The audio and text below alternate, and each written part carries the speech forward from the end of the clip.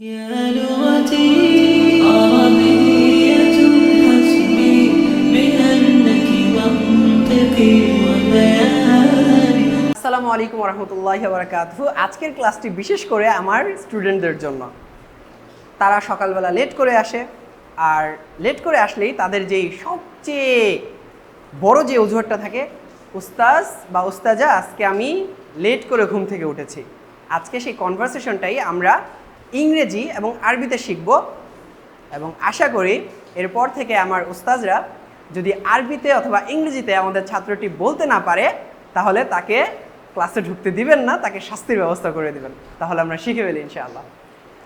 যখন আমরা জিজ্ঞাসা করব যে তুমি লেট কেন, এটা কিভাবে বলবো? Why are you late, why are you late, why are you late. আচ্ছা, এটাকে আরবিতে কিভাবে বলবো? আরবিতে বলবো লিমাযা তাআখারতা, লিমাযা তাআখারতা, এভাবে লিমাযা তাআখারতা। তারপর সে কি বলবে, বা সাধারণত কি বলে যে আমি দুঃখিত, বা I am sorry, I am sorry, I am sorry. আরবিতে হবে আনা আসিফ, আনা আসিফ, আনা আসিফ। আচ্ছা, তারপর জিজ্ঞাসা করা যায় কি হয়েছে বা কি হয়েছিল, কি হয়েছিল, যে what happened, what happened, what happened, কি হয়েছিল। আরবিতে কিভাবে বলবো? মাযা হাদাসা, মাযা হাদাসা, মাযা হাদাসা।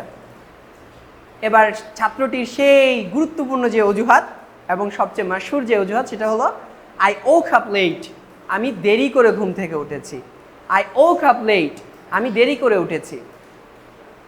আস্তাইকাযতু মুতাআখিরান, আস্তাইকাযতু মুতাআখিরান, আমি দেরি করে উঠেছি।